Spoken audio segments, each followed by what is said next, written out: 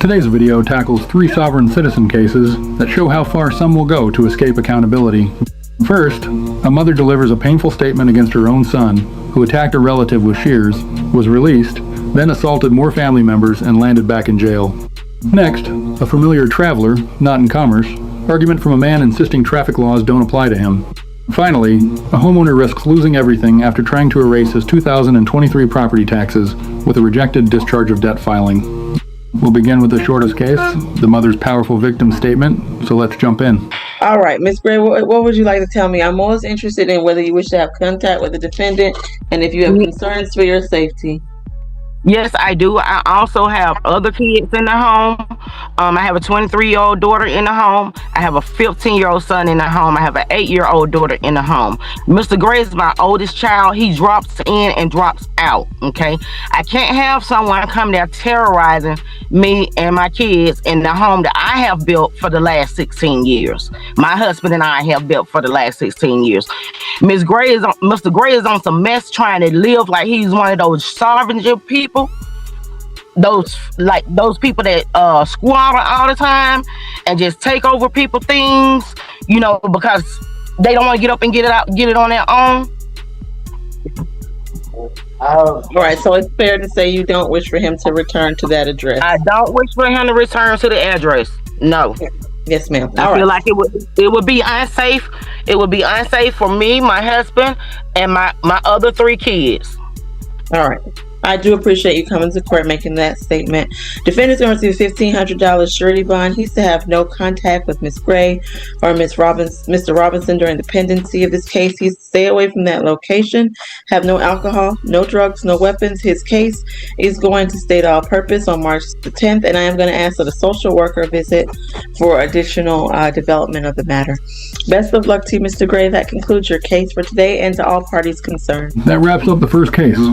As I've mentioned before, and it remains just as true today, if your goal is to get yourself uninvited from family gatherings, social events, and even shared living arrangements, embracing the flat earther sovereign citizen lifestyle is a remarkably efficient strategy.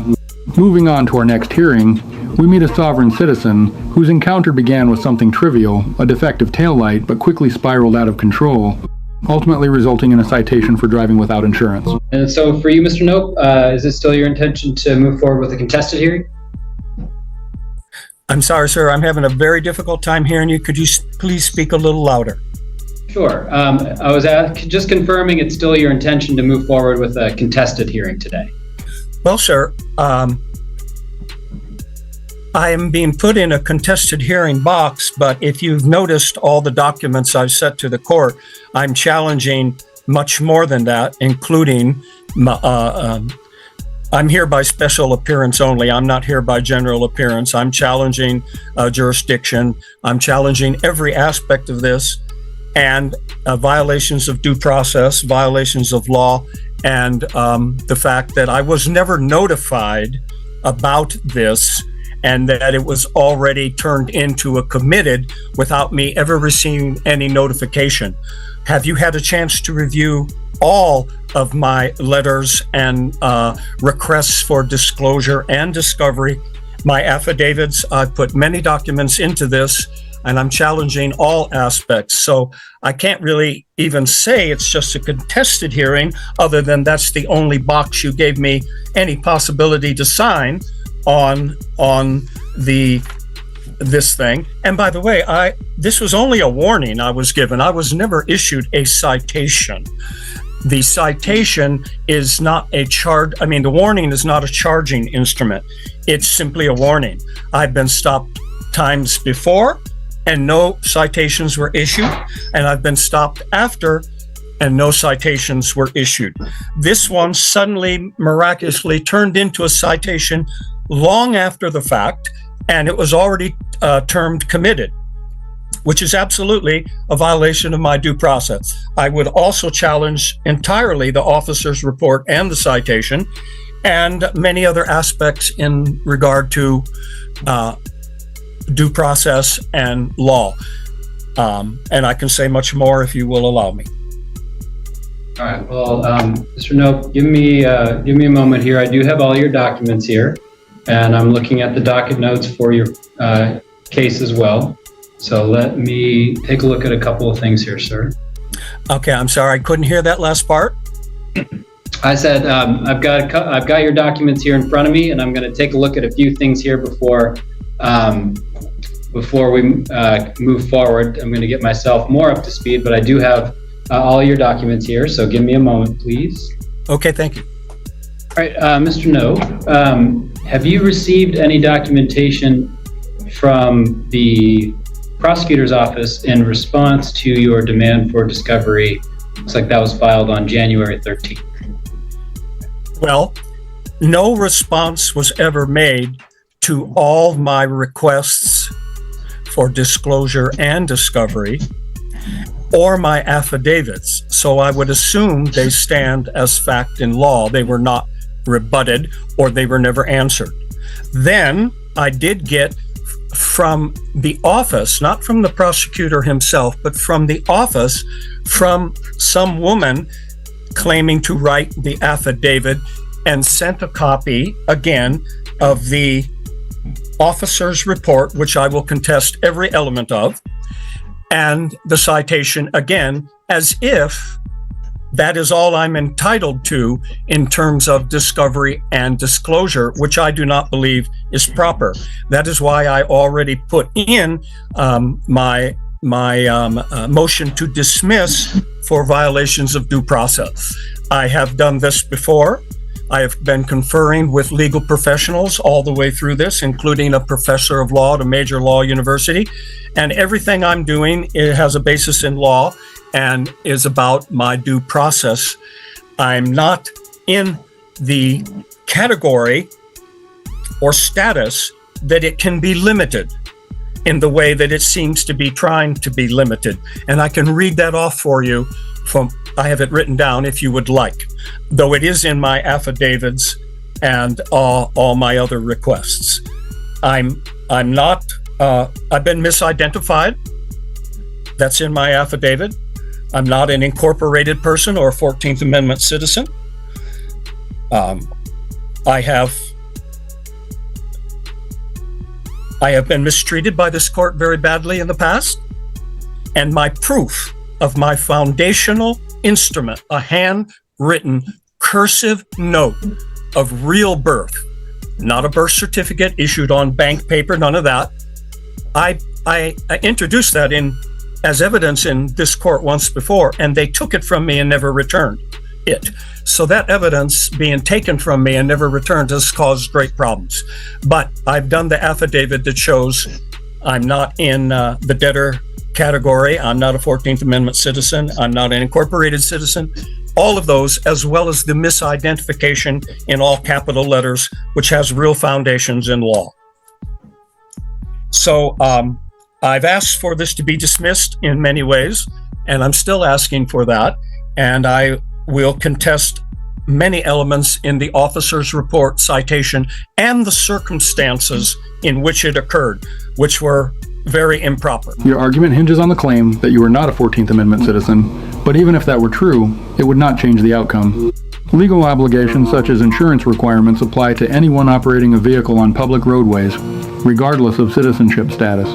Under RCW 43.30.20, no person may drive in Washington without valid insurance. As a result, the conclusion fails entirely, as these requirements apply uniformly to all drivers. So what we're going to do, Mr. Nope, I'm going to put you under oath.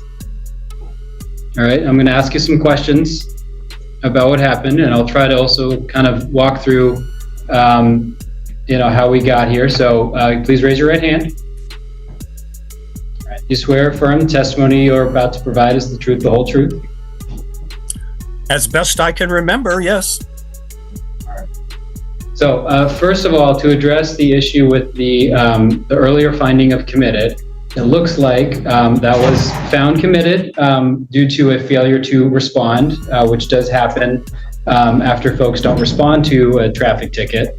Part of that notice of infraction that you get does outline ways to respond and some deadlines, and we don't hear a response that becomes a found committed. Now you're here, which means if folks, even after it's found committed, if they engage with the court and set a hearing, then they are able to come back and contest their tickets here. So we are here at a contested hearing, despite that earlier finding of committed.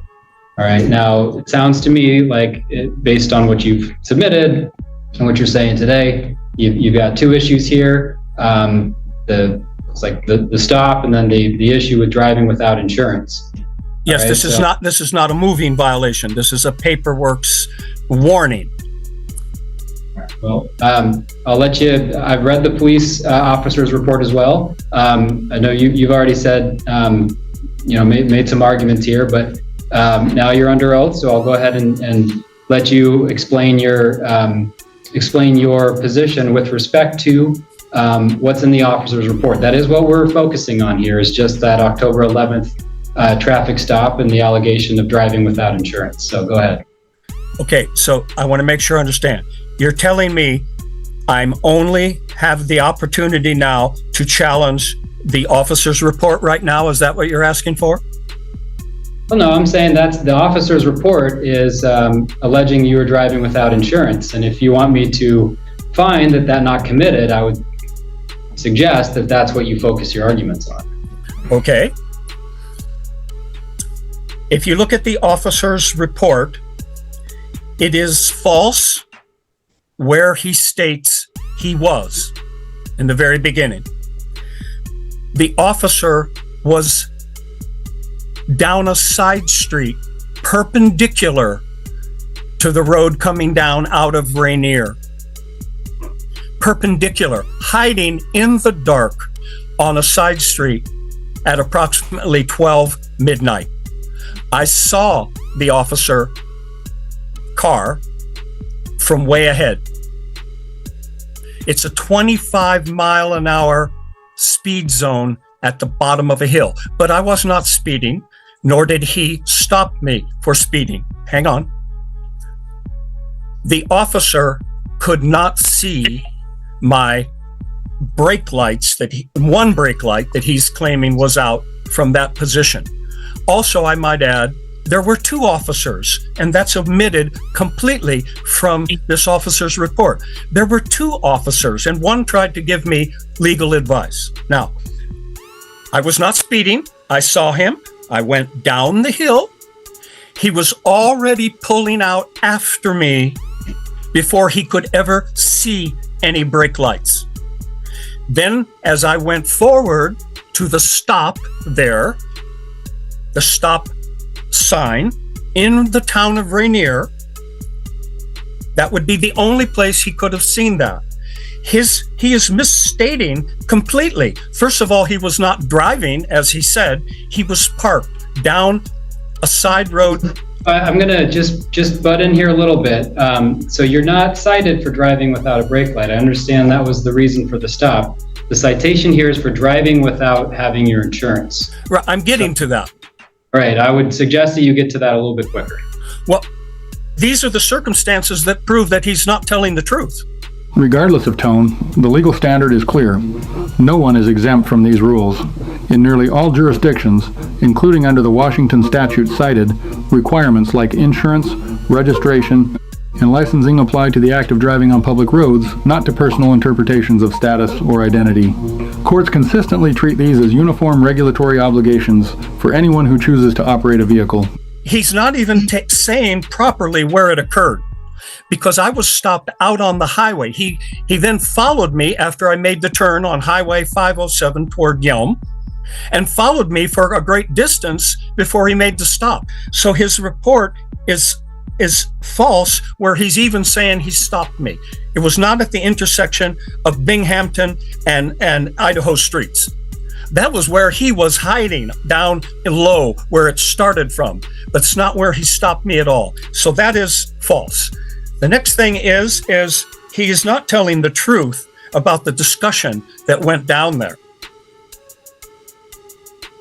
Okay. And I put him on notice if any of my rights were violated or my due process was violated, that I would take the matter further into court. And that is what I'm doing. So many elements of this are improper.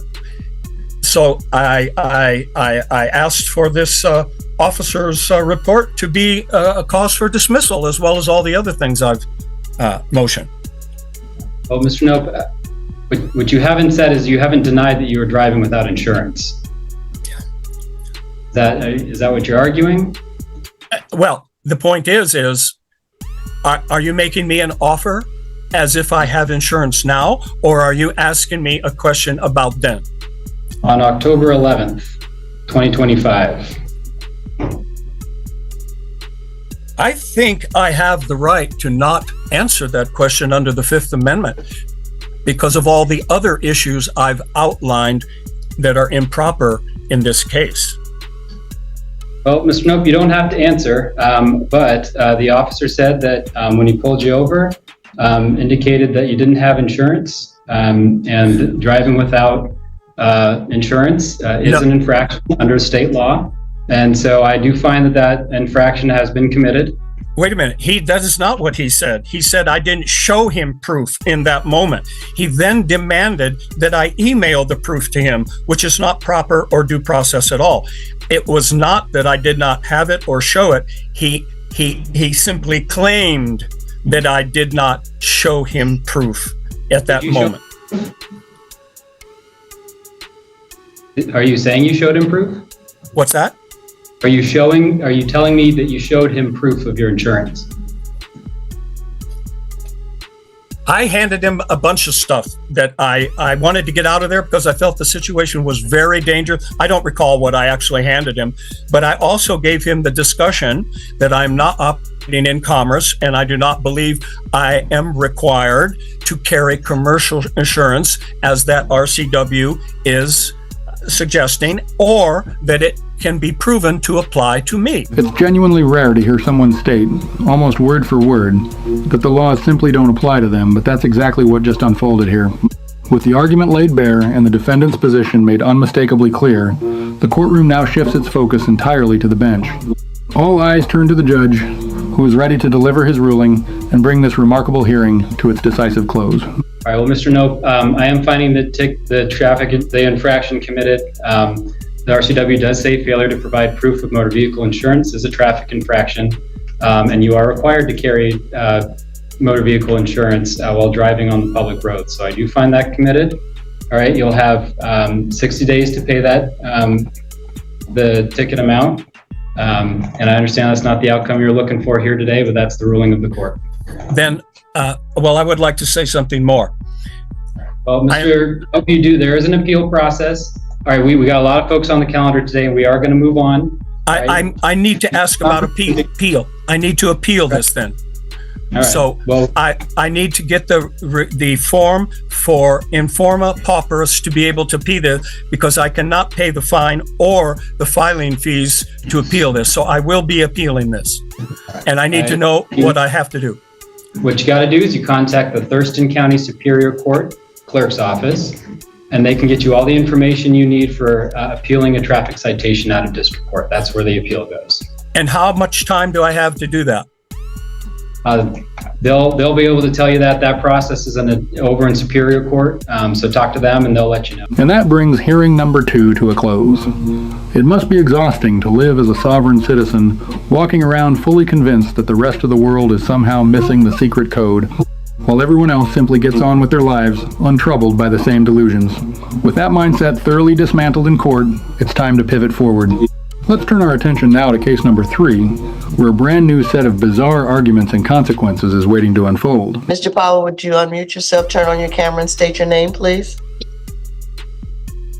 Powell, Michael Elliott, authorized agent for Michael Elliott Powell. Ms. Soroki, what property? Yes, Your Honor, Mayada Soroki with Wayne County Corporation Counsel appearing on behalf of the treasurer and Mr. Powell's objection to foreclosure of the residential property located at Portlands in Detroit with parcel ID number 210200155 is based on his statement that the taxes have been paid and exempt from levy. However, currently there is a property tax delinquency in the amount of $1,931.34, which consists of tax year 2023. And this is the date and time designated for Mr. Powell to be provided with an opportunity to address the court. Mr. Powell? Okay, let me open up the email because she didn't state the entire objection. I've been waiting for about 3 hours, so I didn't know you guys gave me improper notice. I had to call in and get the meeting ID, and I'm currently doing something, so I'm about to pull open this email that I sent them so we could get to the bottom of it. That wasn't the entire objection. The entire objection is, okay, tax has been paid, and what she said, property or security so deposited is exempt from levy. I tendered twice the amount in December. So in December, it was due $1,881.64. I tendered a total of $3,763.28 in security, exclusive of interest, costs, and attorney fees on the liens entered against me on the official tax of Eric R. Sabri. These payments equal to the amounts which I was liable for under the official tax. I presented a verified claim for $1,881.64 to the treasurer. The claim contained the statement of facts stated right now and demanded payment of the $1,881.64 in conformity with the official tax of the treasurer. More than 45 days has elapsed since that presentation and demand of claim, during which time Eric R. Sabri has failed to allow or reject the claim. So he's in default for not returning my security to the delinquent tax revolving fund. Everything has bing provided to them, and Your Honor, the fact remains that there is a property tax delinquency for 2023 in the amount of $1,931.34.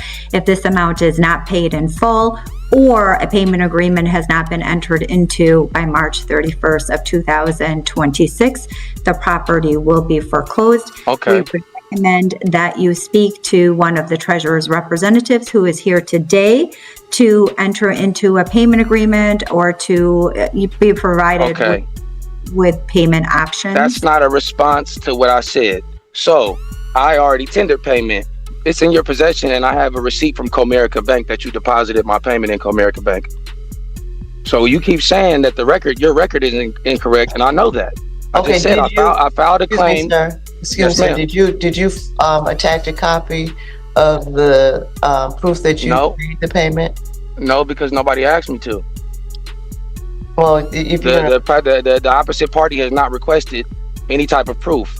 So affidavit, unchallenged affidavit is proof. She hasn't challenged any part of what I just said. Okay, all she did was go ahead. At this time, if you're saying that you made the payment, all we need to do to confirm it so that we can get this off the tax roll is verification. Ms. Right. And I would like her to go get what's in Comerica Bank and show the court what they put in Comerica Bank, because at this point they lost it. No. If you made a deposit, that you just have to have your proof. But anyway, Ms. I sent proof. Go ahead. Excuse me? I said I sent proof. Just hold on, sir. Your Honor, any payments that would have been made by Mr. Powell would have been applied to any tax delinquency. Usually it is applied to prior tax delinquency years, and then what is remaining is this $1,931.34 for tax year 2023. Is there... Right. And I've spoken with somebody at the Treasury Department multiple times and provided proof. Okay, I sent a claim on the amount Hold on a second. I sent a claim on the amount I paid. It's been more than 45 days. It has not been rejected. I have not been contacted about, and that's accord and satisfaction. Your Honor, it seems to me that Mr. Powell is assuming that there is some sort of breach of contract here on the part of the treasurer, but the Wayne County treasurer, in performing his duties, is not classified as a debt collector in the state of Michigan, and is therefore statutorily exempt from the definition of the debt collector under the Fair Debt. I didn't say the word debt collector. Hold on. Okay, Mr. Powell, you cannot interrupt, please. Thank you. Go ahead. But this is not a contract or an accord or satisfaction or any sort of, situation that Mr. Powell is claiming. I think Attorney Don Lee Cotton has looked up the tax payments and would like to address the court. Ms. Cotton? Yes, Your Honor. Mr. Powell has been in contact with our office, and we've spoken to him multiple times as to what he sent into Comerica Bank. And I just forwarded to Attorney Soroki what indeed was submitted was just the tax bill where he stamped it, just stating that it was tender. Sorry, but that's not how it works. You can't erase a real debt by mailing in a stamped notice claiming it's been discharged. If that actually worked, anyone could walk into a real estate office, pick out a multi-million-dollar mansion, and settle the bill with a single rubber-stamped letter. The truth is much simpler. If you want to keep your home, you'll need actual payment in legally recognized currency, not paperwork pretending the debt has vanished. Okay, but Mr. If you didn't pay any money, that's not what happened. Money order. That nobody asked me what happened. So let me go ahead and clarify. I have the right to send a bond to the treasurer secured by public obligations. I sent the bond to the treasurer secured by the public obligations of the court of the county. I have the law to tell you on the record right now. No, you don't need to. You don't need to tell me the law. Okay, hold on, they said, Mr. Powell. The only thing you need to do, you need to pay the 1,000. I did. Hold on, sir. Mr. Powell. I told you to stop interrupting, please. Okay, y'all interrupted me. You know what? Mr. Powell, we're going to put you on mute because you don't know how to let someone else speak. Everyone else has let you speak. Anyway, if he has not paid the funds, not sending a document, putting whatever he wanted to on it, if the funds have not been paid in U.S. currency or U.S. currency equivalent, the debt has not been satisfied. So at this point in time, Mr. Powell, you owe $1,000, and correct me if I'm wrong, somebody, $1,931.34. Did I say that correctly? Yes, Your Honor. You owe that in tender. May I correct U.S. No, you cannot. You said correct you if you're wrong. You just said somebody correct me if I'm wrong. I was talking to the You county. said somebody. You didn't say county. Anyway, as I indicated, if it has not been tendered in U.S. currency, not putting a statement on it, that is not sufficient. You must pay the $1,931.34 by March 31st, or else there will be a foreclosure on this property. I understand what you just said. Now, you just said before that equivalent U.S. currency. No, I didn't. No. I'm done. It's been recorded. Okay, I know it has You literally said currency. Okay, but you said currency equivalent, ma'am. If you haven't paid, I did. I'm done, Mr. I have proof. I'm done. Okay, I'm done. And as I indicated, if it's not satisfactory funds, if the funds have not been paid, then your property will be foreclosed on March the 31st. You need to make sure you pay that $1,931.34 by March 31st. I'm going to tell you again. You need to pay it by March 31st, or the property will be foreclosed on. No notice, no anything. If it doesn't satisfy, you don't pay those in U.S. currency funds, and equivalent means a credit card, a checking account. That's all that's acceptable. If you do not do that, your property will be foreclosed upon March 31st. At this I understand everything you're saying. Okay, that's all. Now, may I be? Okay, why am I here if I can't be fully heard? Because you're not. I have the First Amendment right to be fully heard. You have 2 minutes, sir. 2 minutes. Okay, thank you for allowing my First Amendment right to be fully heard. 2 minutes. Can I reset it since you interrupted me? So, I deposited cash equivalent according to United States law, which is the governing law of all United States currency. Title 31, United States Code, Section 9303, is the code that you're quoting without quoting it. So it says, I may use a government obligation for security instead of a surety bond which is the same as using cash, check, or money order. I sent a bond, a claim, to the treasurer with or secured by the public obligations of the treasurer, which I have the legal right to do, negotiable by delivery, which was deposited into Comerica Bank. I did not send it to Comerica Bank. I sent it to the P.O. box of the treasurer.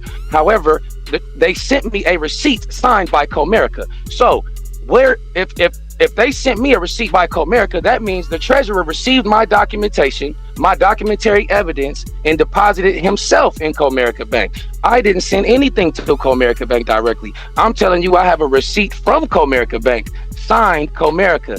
However, I sent it to the P.O. box of the treasurer. So the treasurer obviously sent it himself to Comerica Bank. Now, I haven't been rejected. Comerica Bank hasn't called me, has not sent back anything to me, has not rejected anything I sent whatsoever. However, they have accepted for more than 45 days now.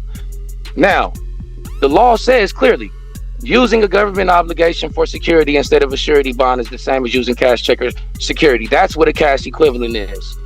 That's what it says in the United States law.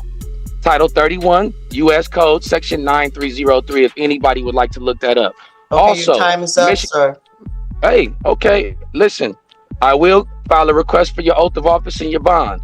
The other law is Michigan compiled law. The Michigan compiled law 221.87 at sequence, which is the accounts and settlement. MCL 221.87 is incorrect. The proper citation is MCL 211.87, which governs the administration of tax accounts and interest on delinquent payments. The reference to 31 U.S.C. Section 9303 is also inapplicable, as it concerns federal surety arrangements and does not replace obligations like property taxes or private debts. Accordingly, these authorities do not support the argument, and if the lien remains unpaid within the required time frame, the property may proceed to foreclosure under applicable law. If they actually looked into the law, they would see that I deposited, which was supposed to be put into the delinquent tax revolving fund. And I could quote, right? I could read exactly what the law says for the record. No, you don't have to, Mr. I've given you more time than I indicated. So at this point, you indicate I don't have the right to be fully heard. No, you don't. I gave you 2 minutes. I'm speaking relevant. You gave me 2 minutes. So this is a privilege hearing. No, thank you very much. Well, that concludes this hearing, Mr. Powell. Okay, let the record That concludes this hearing. Thank you very much, sir. That brings us to the end of the video. Each of these individuals has placed themselves in a difficult legal position, and the outlook is far from favorable. If you found this breakdown useful, consider liking the video. If not, feel free to share your perspective. In either case, drop a comment below and subscribe with notifications enabled so you stay updated on upcoming content.